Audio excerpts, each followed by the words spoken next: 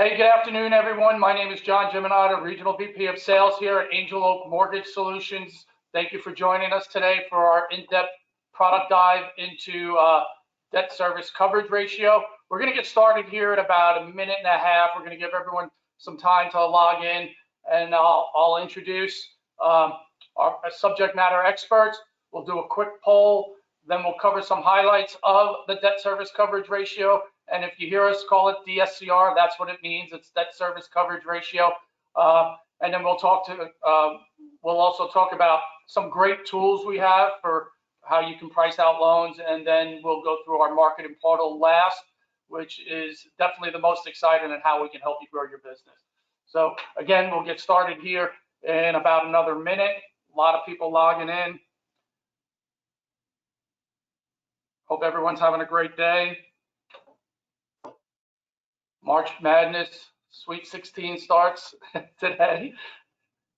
No, Stacy's son's a huge sport fan, so yeah. Did he even go to school today? No. He did with his Apple Watch. Can't say how much he's paying attention in school. That's funny. That's funny. Give it another about 30 seconds here. We'll get started. A lot of people logging in. Thank you for everyone for joining us. Hopefully, we have a Q&A. This is very interactive, so please use that question box. This is being recorded. This will be sent out to you before middle of day tomorrow. And if we don't get to all these great questions, we will have your account executive reach out to you. So. And everything we're going to do today is right on our website. Really easy to use, easy to navigate. So there's no PowerPoint here. Everything's from our website. All right, it's a couple of minutes after the top of the hour. Let's get started here.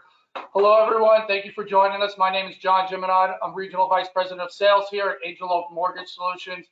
I have the honor to introduce some really top-notch AEs today. I get to work with one of them every day. Stacy, please introduce yourself.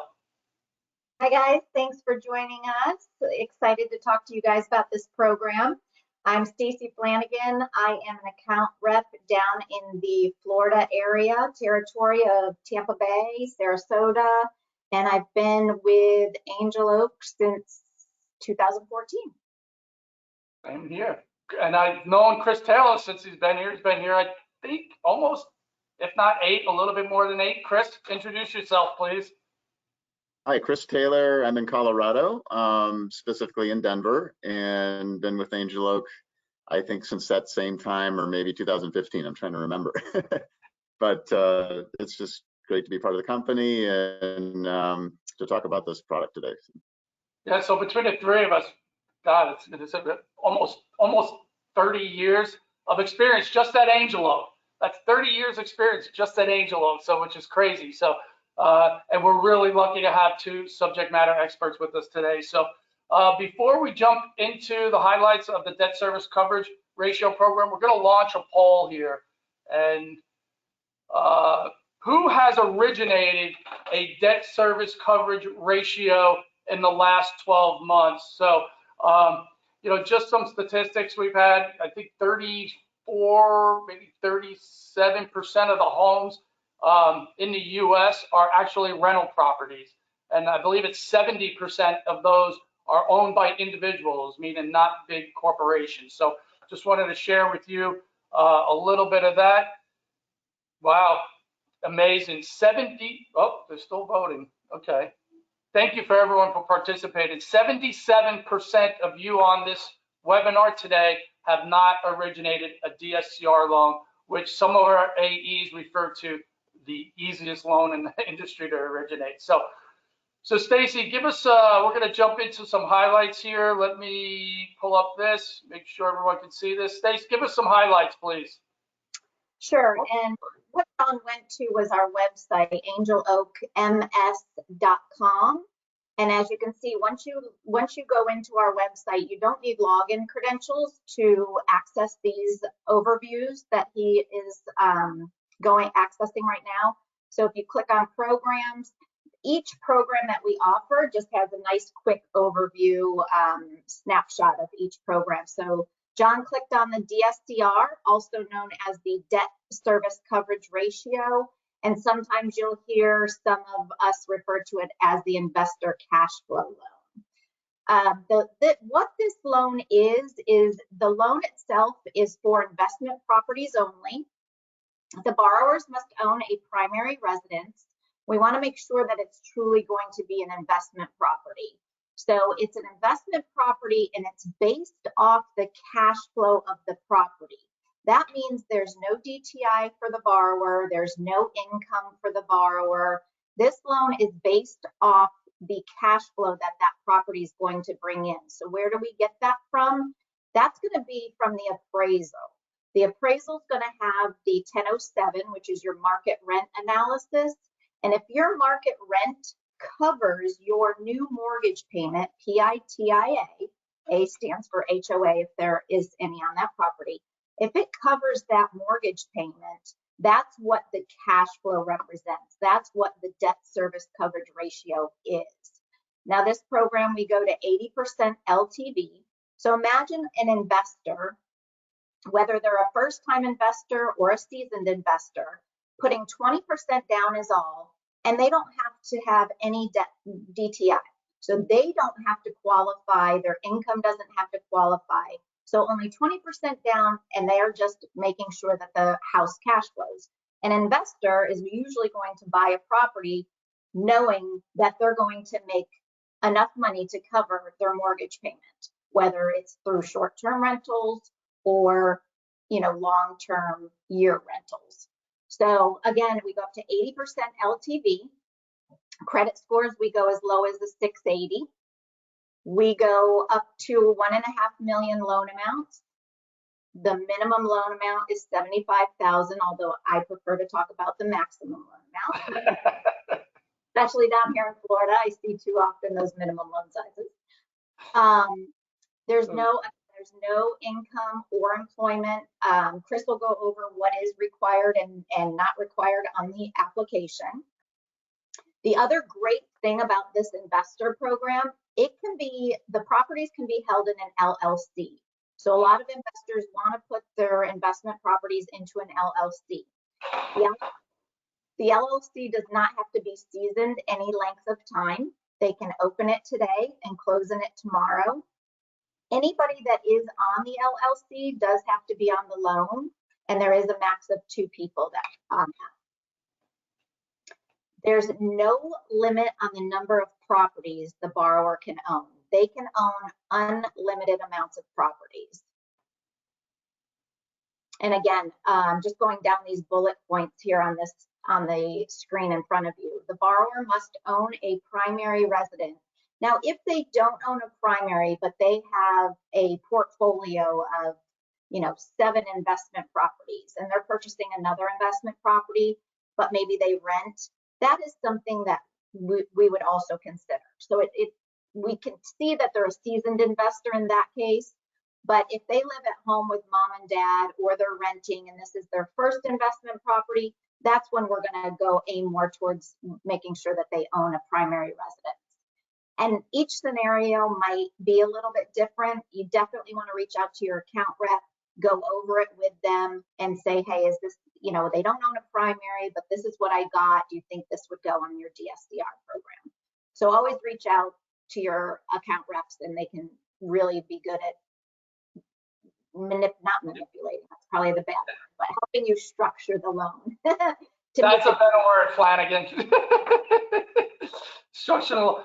Hey, I am going to mix it up a little. We're going to show the ratios after we talk about the 1003 and the credit, if you guys don't mind. So, Chris, Stacy mentioned you talking about what you want to see on the loan application and what you really don't want to see on the loan application. If you can get into that for us. And before that, Matt, thank you. If you're working on one of these loans right now, hopefully it's with us. We appreciate it. So go ahead, Chris. So typically we always want a detailed 1003 on any loan that we take in, and we try to strive for that. On this particular loan, the one thing that we don't want on the application is the employment. So What's really important to us on a DSCR loan is the rent and the ratio, of course, but income is not important on this loan. So what is important though would be their primary residence, housing history, and housing history that might occur on any other rental properties that they own. A lot of people ask, what if they don't have a mortgage? We really ask that all of the properties that they own appear on the 1003, because ultimately we find it and we end up wanting to get a verification of not a verification of mortgage, but a payment history. Payment history, if it's not on the credit report, we always want to get canceled checks or some way to prove that the payments have been made if there is a mortgage. If there's not a mortgage, we would want to know, they just have taxes and insurance, of course. But anyway, the detail on the REO, their assets that they have are important as always. And I mean, just talking on a couple of our guidelines, we always want 6 months reserves on the subject property, but if they're getting cash out, that 6 months counts as, with the cash out that we provide. So I think that's about it with the 1003 in general. Yeah, thank you, Chris. And hopefully you just answered Jean's question regarding reserves. Stacy, talk about trade lines. I know Chris touched a little bit about credit. Talk about the trade lines we want this borrower to really have and what we're going to look at. Yeah, so we are going to look at their credit. We want to see 3 trade lines active and open for 12 months or 2 trade lines for 24 months. Now they can be closed as long as they were closed within the last 12 months. So if the date of last activity is April of 2022, I had to look at my calendar, or more recent, I can still use that as a qualifying trade line. Now maybe they have a private mortgage that's not showing up on credit. Again, it might not be on the credit report, but again, you can turn to your AE about allowing that to be a trade line that we can use towards the minimum trade line requirements. As far as credit goes, we talked about the minimum score being a 680. We're using the mid score, and we're going to use, if there's multiple people on the loan, it's going to be the mid score, the lowest mid score. So because there's no DTI, if there is a person on there with like a 680 mid and your other person has a 760 mid, let's look at taking the person with the 680 mid off. Since there's no DTI, do we need them on there? Because that's going to affect your rate. Your LTV and that score will affect your rate. So again, let's look at that and see what's the best option for the borrower to get them the best rate and LTV. Yeah, Stacy talked about structuring a loan, and when you have the seasoned veterans like Chris and Stacy and all of our account executives across the country, we have one AE who says they are your confessional booth, right? Work with them. They'll work and hold your hand through the entire process. So we got a lot of great questions coming into. I promise we're going to get to. But Stace, go over, one of the biggest questions we always get, and it's amazing that we just forget to scroll down and it's always here for us. But one of the questions we get, well, tell us about how the debt service coverage ratio was calculated. So if you don't mind covering a few of these, Stace. Yeah, so the example here is great. So what this is basically saying is the PITIA is going to be your principal, interest, taxes, insurance, and HOA if there is an HOA. So if your PITIA in this example, if your PITIA is $1,000 a month and your market rent, I'm actually looking in the middle example here to start. So if your market rent on the appraisal, which again is your 1007, if that comes in at $1,000 or higher, you're good to go. That's basically a 1-to-1 ratio. That's what we consider a 100%, or you might see it, different people call it a different thing. It's either 100% or a 1-to-1 ratio. So $1,000 PITI, $1,000 market rent or higher, you're good to go. If your market rent comes in lower than your PITIA, so if your PITIA is $1,000, and this is going to be the bottom example, and your market rent comes in at $900, that's a 0.9 cash flow. So you're not quite at the 100% cash flow. Now we will still do that. we will go down to no cash flow. 75% LTV with at least a 700 score, your property does not have to cash flow at all. So a lot of times, I know in my area, there's so many places, and probably in Chris's area too, as far as ski resort areas go, the market rent might on the appraisal is figured annually, and that might not even come close to the seasonally Airbnbs that they will really make during, in Chris's time, it'll be winter, and then over here down in Florida, it's going to be more of your spring and fall areas time frame. So if the appraiser is doing it over a year, but they know seasonally they're going to be able to cash flow, we're still okay with that. So if the market rent on the appraisal comes in below your new mortgage payment, I'm fine with that with a 75% LTV and at least a 700 mid score. Yeah, so thanks, Stace. Great questions coming in here. Chris, hard out of the box. I'm coming at you, Chris, here from Adam. He wants to know what's the maximum LTV for up to a 2 to 4 unit, I should say. So. Yeah, so 2 to 4, anything over 1 unit, we're at 70% LTV. And, the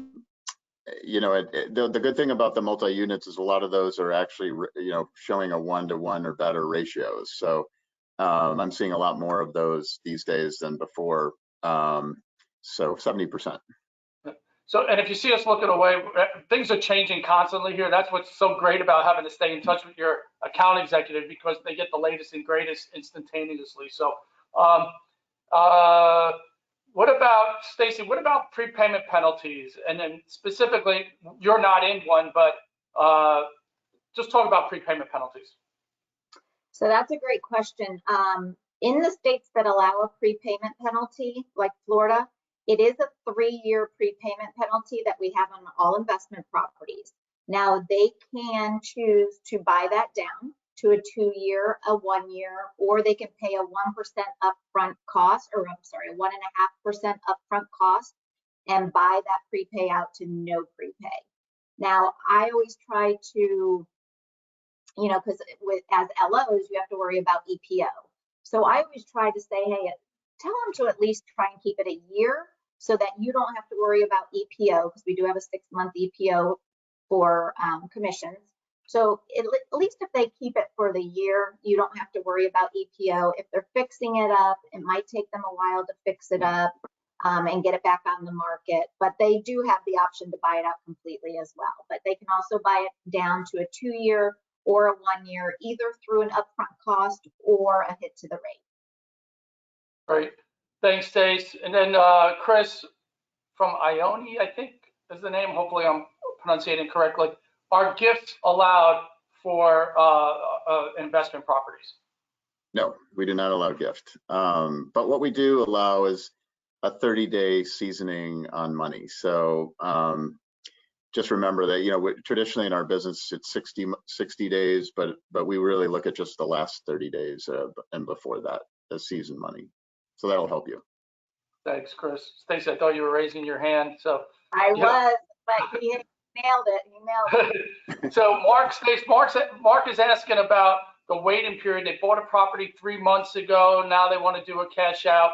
Kind of go over that a little bit, Stace, and then maybe even talk about delayed financing too. Yeah, so that's exactly what that is, Mark, is delayed financing. If they purchase the property for cash and it's been less than 6 months ago, we're going to allow them to do a refi up to the max LTV as if it was a purchase. So I'm not going to hit them for cash out. I'm not going to hit their LTV or their rate. So the LTV and the rate is going to be the same as if it's a purchase, but they are going to have to show the funds that they used to purchase the property to make sure that all the funds were borrower's own funds, not a gift, for example. So they just have to source and season the funds used to pay cash, and we will turn around and do up to an 80% LTV to recoup their cash. And it would be off the purchase price.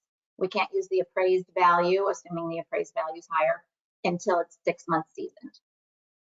Yeah, so just want to make sure everyone heard that. 6 months seasoning to use appraised value, which is pretty aggressive. So, and one other thing I did want to clarify, because I've had some more questions come in the queue here about reserves.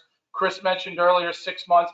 That's just on that subject property too. So if they own a boatload of other properties, it's no reserves for those properties. So just as a reminder there. Couple other. Mark, so Mark said Mark, who asked that question, has closed 2 loans with us. So thank you, Mark, for your business. We really do appreciate it. And Chris, back to reserves, a lot of reserves.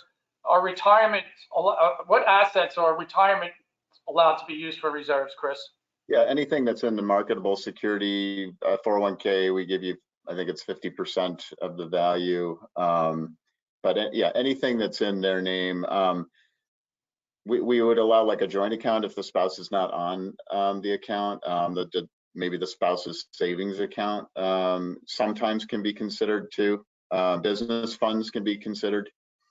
So there's lots of ways we can, it's good to talk through the loan. I'd say with anything non-QM, it really is a good idea to just talk to your AE, because a lot of times we just get emails with specific questions, but there's just more than a black and white answer to anything. So really good to talk to us about it.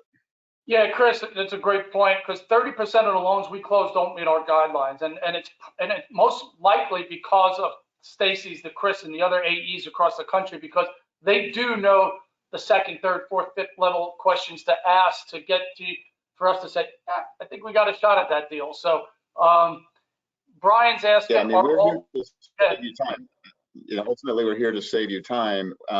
Why spend all this time reading our guidelines when we can literally tell you in 20 seconds the answer to your question? So yeah, so Brian, I'm not sure I totally understand your question, but are all locations available for this program? Only states that you are licensed in that are available for this program, and Angel Oak is licensed, I believe, in 45 states. So hopefully that answers your question, Brian. James, I'll show you where when we get a little further in the webinar, where you can get your login credentials. That's always a question. We'll get to that here. Retirement, I asked that question. So Sarah's asking, Stacy, I'll throw this one back to you. So Sarah's asking about you mentioned it when you covered the highlights, Stacy, about how many properties financed, how many properties can they have? If you just want to clarify that for Sarah, please.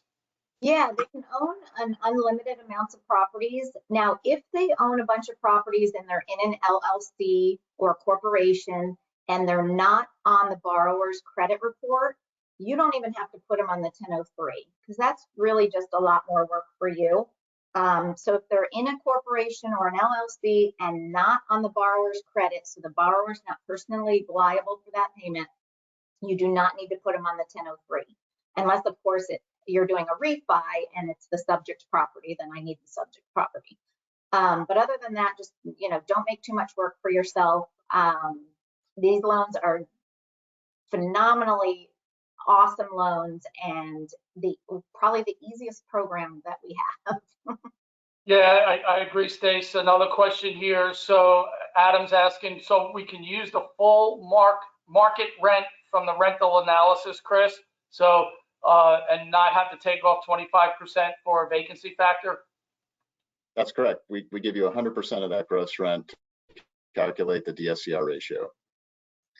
One thing, by the way, I know we haven't talked about, if it's a refinance, the property has to be occupied. Just keep that in mind. Also, too, I was actually going to hit the refinance too. If it's a long-term rental, you can actually use the lease instead of the market rent on the appraisal. You can use their existing lease and get me 3 months proof that they've been receiving that amount along with the lease, and I'll use that instead of the market rent that the appraiser does. Now, if they Airbnb it or VRBO it, then I'll have to defer to the market rent on the appraisal because they don't have, continuous the 3 months. But other than that, just on the refinance, just know. And when Chris said it cannot be vacant, there are going to be times where you're in between Airbnb renters, that's fine. When he says vacant, like no furniture, it's totally, there's nothing in there, that's not allowed on a refinance. Thanks, Stace. Chris, can the borrower use their home equity for the down payment? Yes. It's secured to their primary residence, so we would allow that.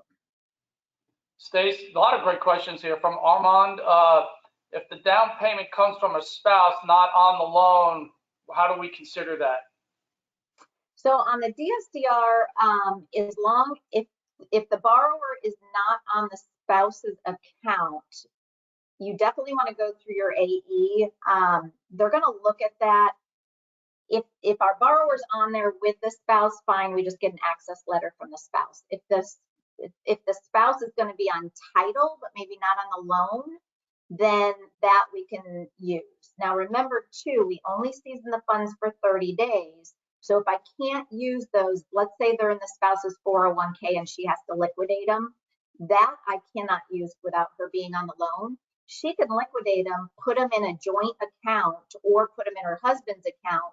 You can still keep going processing the loan and just don't give me that asset statement, because we only need a 30-day asset statement until the funds are seasoned and I don't see a large deposit. Right. And Mark, just so Mark, this is not a PowerPoint. This is not a PDF of this presentation. Everything we're doing here today is from our website, and this is being recorded, and we will get this out to everyone before, say, noon tomorrow, end of day tomorrow or so. This will be sent out to everyone who registered for the presentation. Glenn has a specific scenario. Glenn, we'll get you, Glenn, if you want to put your email in the question box, I will get someone to reach out to you directly. Trying to go through a lot of these great questions. So Lynn, thank you. I closed one last year and it was so easy. And a shout out to Kim, was her account executive. Thank you. Wow, appreciate it. Rates, we'll go over rates here in a little bit just to talk about our quick quote tool. So and remember, there's no CD, there's no rescission period, so you save some time there just from a compliance perspective too. Yeah, and Eric, Stacy mentioned the minimum loan amount is $75,000 on this program. Stacy, talk a little bit maybe about the rent comp analysis coming from the appraisal. Rick has a question here to determine rent. I guess go over both ways, Stacy. You just mentioned we can use the lease agreement if it's a long term, but just clarify that a little bit, please. Yeah, so on a refinance, we can use an existing lease if it's a long-term lease. I don't care how far the renter is into the lease, but if it's at least a year lease, I would need the lease, 3 months of canceled checks or proof that the borrower has been receiving that amount of rent, and I can use that. And again, we use 100%. We don't take 75%. We use 100% of that. If that covers our new mortgage payment, we're good. Now, if they rent it to a family member or somebody and they give them a break and we don't want to use the existing rent because it's not high enough, then we look at the market rent that the appraiser puts on the 1007 on the appraisal as the market rent. And again, we'll use 100% of what he says the market rent is. And if that covers our mortgage payment, we're good. And again, we do have the no DSCR, meaning you don't have to cash flow if we have the 75 LTV with the 700 score. And again, using a current lease is only on a refi. If it's a purchase, we have to use the market rent off the appraisal. Yeah, Chris, how quickly can we close these loans? It's an interesting question because the last one I closed, I think, was a little over 2 weeks, but we had an appraisal in the file. So, you know, 2 to 4 weeks, depending on the appraisal. It's the easiest loan to do in non-QM because we don't have to worry about income as an underwriting factor.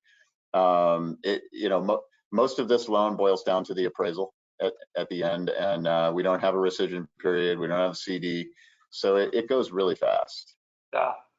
Yeah, and Stacy, Diana's asking, what are seller concessions on this? We haven't heard that in a long time, really, right? This goes to show you the market's kind of leveling out here. So we are seeing seller concessions nowadays. nice. I- So we go to 3% seller concessions on investment properties.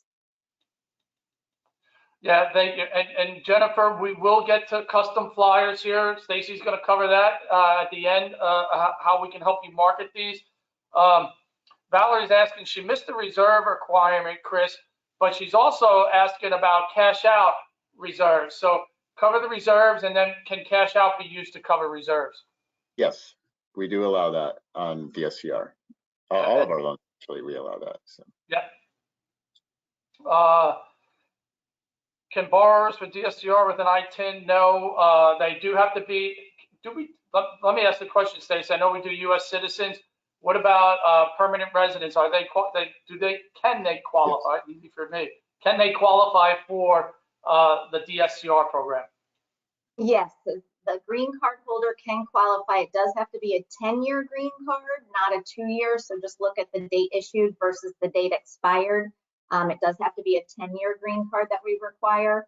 I learned that the hard way. Yep. And then we're gonna. I found out that they issue a 2-year just because if somebody recently got married, they want to make sure that the marriage wasn't just to get in the country. So then they come back after 2 years, do another interview with them, and then they issue the 10-year. I did not know that. Okay, you see, that's what happened. The last question about the reserves, I think she was also wanting to know how much the reserves are. It's 6 months on just the subject property. And again, everything with us is gray, not black and white. So if you have 5 months or 4 months, get with your AE and see if they can get you an exception. Yeah, Stace, that's a great, because as I mentioned earlier, 30% of the files we close don't meet our guidelines. And as Chris mentioned when he was talking about the loan application, the better job you do taking that loan application, and a lot of that has to do with, assets, schedule of real estate. That's how we get, a lot of these exceptions. We might even be able to get an LTV exception or, a credit score exception. A lot has to do with that. So Stace, I know I always use your expression when you're not on a webinar, but talk about one of those exceptions that you got. I think it was maybe a year ago about a cash out. Where first talk about how many properties we will lend on, and then talk about the exception that you were able to get. I love that story. So our guidelines say we'll do up to 5 properties per borrower. But again, that's a guideline. It's not a law. So I had a borrower that had 10 properties. He wanted to do a cash out refi, get out of a private loan, get out of a private mortgage, and also cash out on all the properties to buy more investment properties. It was a 10-pack. So I did all 10 loans at the same time with the same underwriter. She was probably about to murder me, but it was easier for her because it was all with one underwriter. She could do the cash out, get all the conditions in, but it was a great borrower, great credit score, and we allowed him to pay off his private mortgage, get out of his 12% interest rate, and get additional cash to build up more of his investment portfolio, which was great. Yeah, so again, that's how working with the great AEs here at AngelOak will get you through that. So Chris, I know we've got to cover a couple of great tools we have, but let's talk a little bit about we just talked about the citizenship and who we will. Let's just cover some highlights of the foreign national, because this program's starting to get a lot more play just because of a lot of geopolitical stuff going on in this world. People are taking their money to put it in U.S. real estate. So go ahead, Chris. Yeah, and we're still seeing that property values overall, they've been declining a little bit, but they've been pretty stable. So we're seeing a lot more foreigners wanting to buy real estate in the United States. I probably get one almost every day scenario about this. But the borrower has to be truly a foreign national. It's somebody that lives outside of the United States, has a foreign citizenship, and they're purchasing an investment property here. This falls under our DSCR program up to 70 LTV, and we want the money. Basically, the only requirement is really that they have seasoned assets in the United States for 60 days, We don't look at credit. We don't look at income. So from an underwriting perspective, it's almost like a no-doc loan. We do look at the ratio, and we're strict on that. We want a 1-to-1 ratio or better. And so that, you know, a little bit more strict guidelines on the DSCR program, but it's great for that foreign buyer. You know, we don't have to look at credit or income. And here are the eligible visas that we have available. And if they're from a visa waiver country, say like Canada or Great Britain, you know, all we would require would be a valid visa. So a valid passport. Sorry about that. I know Stacy was just going to catch me on that. Sarah's asking, Stacy, when you talked about your 10-pack, I can clarify this for Sarah. They are 10 separate loans. We would not do those all as a blanket loan, just so we can clarify that for you, Sarah. So, and just want to go back and highlight some of the things Chris just talked about. You know, we do require those assets to be sourced in season 60 days versus, you know, the DSCR is only 30. 12 months reserve, ACH auto payment is required. But, you know, really start to think about these loans where you're around a large university, if you're trying to market yourself a little differently.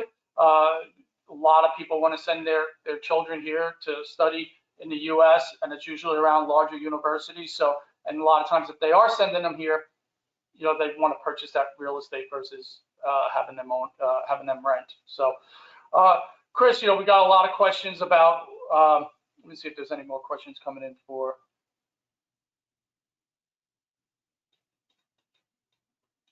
No, Joe, no, never mind. I'll get that question later. So Chris, we talked about, let's go back to the home screen. We talked about, you know, everyone's talking about rates. How do you get a pre-qual, right? And Chris, maybe while you're talking about it, how long does it take to get a pre-qual, especially on this program? So I'm back at the home. Let me just, I'm back at the home. Go ahead. Sorry, Chris, you take it. Well, one of the great things about Angelo, because we really have invested a lot in technology. So we have a really, really quick way for you to price a loan, and we can do it together even on the phone, or you can put it on your, you know, on your mobile device too. You can go right to our website. You don't need any logins, and you go to the non-QM quick quote, which you see on our home screen there, and you would just click on that, and we ask you some basic questions. You know, what channel, broker versus non-delegated. Just type in the loan amount, the credit score, the loan to value of the loan, and keep in mind, you're not going to get a wrong answer. We're always going to tell you what it qualifies for if you put that LTV in there. Housing history is, you know, we're looking for 0 times 30 traditionally, and on this program, we're looking under income documentation, DSCR, not full doc. And you know, a lot of people will put full doc in, but this is a DSCR loan. The occupancy is investment. And under citizenship, you know, if it's a foreign national, you can click on that in that section there. A lot of people want to waive escrows, have interest only, which we offer on the program. The other big question mark that always is, you know, comes up is a prepayment penalty. So we give you an option to put the desired prepayment penalty in there. A lot of times it's not going to give you pricing if you select no prepayment penalty. And then your compensation type, which you can put there. And then below there, if you don't put any comp type, the rate that you're looking at there typically is a par rate, but you want to view rates. And when you view rates, it'll give you a list of rate options. You don't, and this is going to require you to select a rate. Keep in mind, you're not locking the loan at this point. You're just kind of selecting a desired rate. And then that would take you to the next screen. And you can see there, we can give you the different pricing options so you know what fits your compensation plan too. Chris, before we move on from that, you mentioned housing history. And one of the things, there was a question here, and I wanted to just clarify this for people. We do allow, and I'm reading this because it's just on 1 times 30 in the last 12 months with no mortgage rates in months 13 to 24. So just remember that from a standpoint of, you know, let your AE, again, this is where, you know, your AE and the experience they have. And so Chris, I just wanted to just jump in on that. So, so Chris, so everyone's asking how do we, so we select this option to get us a pre-qual, correct? Yes. So in this pre-qual, we will make the decision usually, within a few hours, unless we need an exception of some kind. But we ask you to drop your MISMO 3.4 file because that goes into basically our system to calculate, ratios and things. Typically, we don't look at that ratio in this program, but if you don't have that, you can still bypass it and click next. And what we really want, more importantly, is you're going to also fill out the, which account executive company you're with, NMLS number, all of that information. But we really want to see your 1003 and your credit report. And hopefully your 1003 is complete. What we really look for, again, are assets and the REO schedule, housing history, and then the credit report and the 1008. And then at the bottom, you'll answer those few questions and then hit submit. That's going to go right to us to start working on your pre-qualification request. That becomes a record. It's not a registered loan at that point, just keep in mind.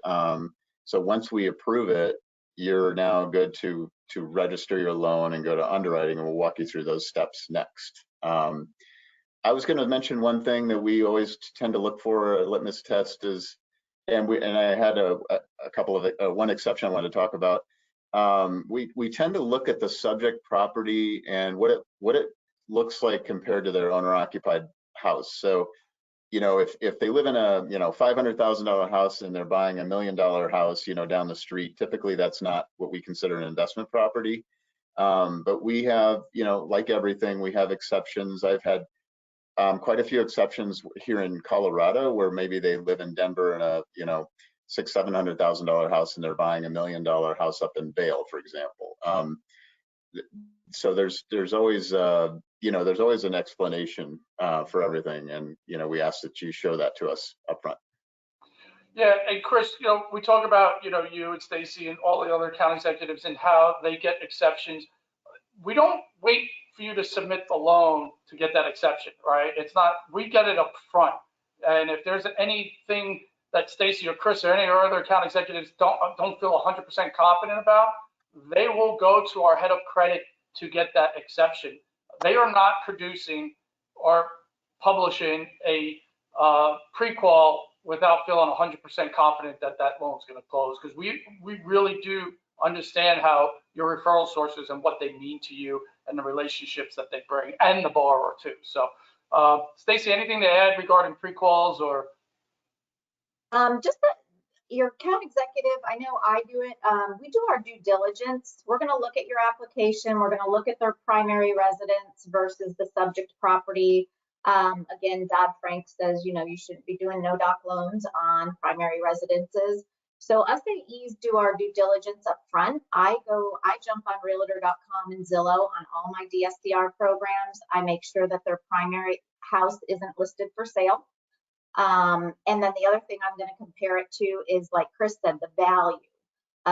Do they live in a $250,000 house buying a $750,000 saying it's going to be an investment property? I'm going to look at that. Maybe they live in a 2,500 square foot house, but they're buying a 900 square foot condo on the beach. That is a lot more. Well, it makes sense that they're going to stay in the bigger home. Maybe it's not valued as much as the new home. So we look at that. So we're going to do our due diligence, maybe call you. I got sound like me. John syndrome. And maybe call you and ask you some questions regarding it. But, we're going to try and catch anything up front at the AE at the pre-qual stage, which is why you guys are sending us the 1003 in credit for us to look at. So feel free to call us. I've had brokers call me and just say, hey, look at these two and tell me if you think it's going to be, worth taking an application over, use us. That's what we're here for. Yeah, thank you, Stacy. So, everyone's asking about co-branded. Stacy's going to take us into our marketing portal. This area, before we do that, I'm going to go to a couple of resource pages. So, so if you need login credentials, application package, you go to click on that, and then you would fill this out. This is a request for a user ID and password. So that's where you would get your login credentials, and you're going to need them to access our marketing portal. So let me get in here again, Stace, log in. I don't know what happened here, but I'm doing my hunt and peck here. All right, there it goes. It's pre-filled now. All right, Stace, take it away. So once you log in, up at the top, across the top, you'll see a tab, if you will, that says Marketing Portal. And then you can do presentations. We have presentations that you can customize. These are presentations for your realtors. If you're going to do a realtor presentation, you can customize them with your contact information, your logo, your disclaimers. Everything is customized. It's free material for you guys. So why wouldn't you use it? Also call us. We will come and do a realtor presentation with you. I do a lot of realtor presentations in my area, whether there be a Zoom or in person. Your AE will be more than happy to help you. We're there representing you, not Angel Oak. So again, you're going to customize these with your logo, your company, your information, and we're going to just be there as the expert on the subject matter, helping you through these. But these are great. Again, they're short. You can take slides out if you think that they're too long and it won't hold their attention. We can look at adding slides if there's something specific you want us to add for you. We have an amazing marketing department that's great at those. So the other thing that I use the most is going to be the flyers. If you click on flyers, we have, I don't even know, 20 of them to choose from. And then down at the bottom, you even have a few Spanish flyers that are in Spanish. I have no idea what they say, but they're there. And then, so click on a flyer that you want. DSCR, I'm assuming is what John clicked on. It'll take us back to download. There we go, Investor Cash Flow DSCR. So over on the left-hand side of the screen, you can upload your logo. You can put a logo in. I actually had a broker that put his favorite football team in as his right logo, and his left logo was his logo. He made it, kind of fun. And then you can also download your photo, and you can enter your name, your NMLS. It's kind of small. You guys might not be able to see it, but it's basically all your contact information. And then you can just use your equal housing lender or equal housing opportunity disclaimer at the bottom. You can even put in your company if they require a certain disclaimer for you to put in. You can put that under disclosure. Click on click changes, and it will populate all your information on that flyer.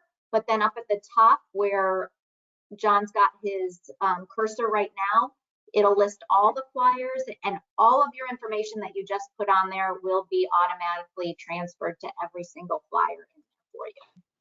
So you only have to do it once, and there it is. Download it, print it out, take it to open houses or wherever you might be needing them. It's free. Yes, Stacy, it's one of our AEs here in Texas says, Angel Oak can really invest in your success with creating these tools for you. And sometimes I come across maybe a little, grumpy on this part because no one takes advantage of this. This is all free to them. I mean, signing up with Angel Oak doesn't cost you a dime. These accessing these flyers doesn't cost anything. It's just really, and then having Stacy or Chris or any other our account executives either do it in person or via Zoom on your behalf. They go in there and talk to realtors and just say, hey, we're just one of, I'll use Mark. Mark's closed a couple loans with us. Hey, we're just one of Mark's investors. Mark has access to other investors, but we're just going to specifically talk about the programs we as an investor to Mark have access to, and make your referral source experts on non-QM. You saw in the poll today, almost 80% of you have not originated a debt service coverage ratio loan in the last 12 months, and they are the easiest loans in the non-QM space to originate. Imagine what your referral source doesn't know about non-QM loans. I was at an industry event 3 weeks ago. Person, she was a loan officer. She was also a CPA. She focuses mostly on the CPA side. She had never heard about a self-employed loan using bank statements, or a debt service coverage ratio loan. So it's really let us help you educate your referral source. Stacy, then really kind of, I know I went off on a tangent there, talk about the social media posts also. Yeah, we have little, quick little snippets. It's, just to kind of keep in front of your borrowers' faces, out of sight, out of mind type thing. Take one of these snippets. I mean, take the investor cash flow one, copy it, put it on your social media, whether it's, Instagram or Facebook or whatever. Maybe you have a certain scenario that you closed that loan. You can talk about that, talk about how quick it went or seamless it went. Or just say, hey, did you know we have these investor cash flow programs? And again, these programs are for, not only are you targeting seasoned investors, you're also targeting investors that just want to start building a portfolio. So maybe that's your blog. Hey, looking to start an investment portfolio, and then stick these on here. These are already done. They're already printed for you. All you got to do is copy them and post them over on your social media, write a blurb, or just let it speak for itself. It's that easy. Yeah, Stacy, you mentioned something there that I like. We think of these investor cash flow debt service coverage ratio programs for seasoned investors. These are also for first-time investors. So I love that. Chris, I'm going to bring you back in here because we still have a couple minutes. Valerie's asking, and we didn't talk about it. Or talk about the 40-year interest only, because a lot of your DSCR owners really are concerned about cash flow. And talk about how that debt service coverage 40-year interest only works, please. Sure. So, cash flow is everything when you're renting out a property, and we allow you to calculate it or have an interest only payment. The program is a 40-year loan. The first 10 years is interest only. We're literally just taking the interest and annual interest dividing by 12. And then the remaining 30 years is an amortized 30-year loan.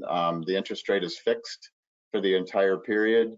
So that gives the peace of mind that isn't going to change. But that really does help a lot when it comes to cash flowing the property. We use, for income purposes or debt underwriting purposes, we use the amortized payment to calculate the ratio, the DSCR ratio, just so you know. Yeah, and if you said this, Chris, I was reading just some questions coming in, so thank you.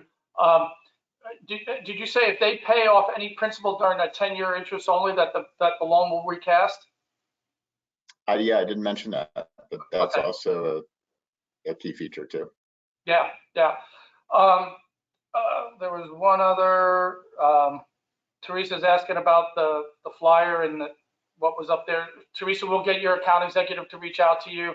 I'm going to share my email address with everyone here today, just in case in case you need something immediately. My email address is JOHNJ @angeloakms.com. So if anyone needs anything, bombard me. I will get to you. I promise. So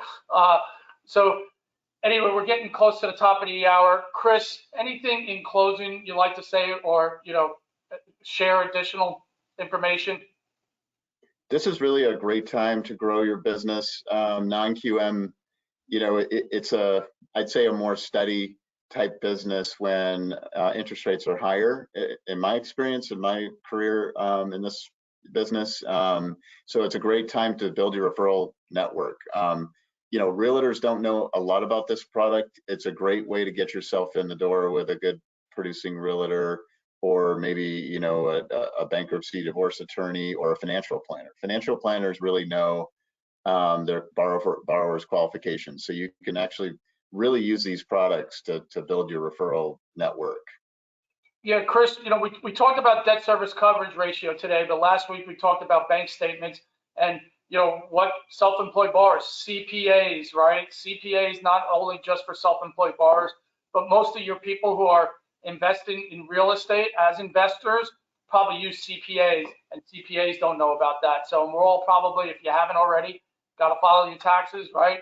Why not talk to your CPA while you're there? Stacy, anything else in closing? Yeah, I would just say definitely reach out to your account exec executives, if you have any questions. One of the things I also forgot to mention, especially in my area, is non-warrantable condos. A lot of times we have condos that are not warrantable, or they don't meet the Fannie and Freddie's new addendum that they require to be filled out. A lot of HOAs won't even fill out that addendum piece. We don't require that addendum. We have our own condo questionnaire. We don't ask those questions.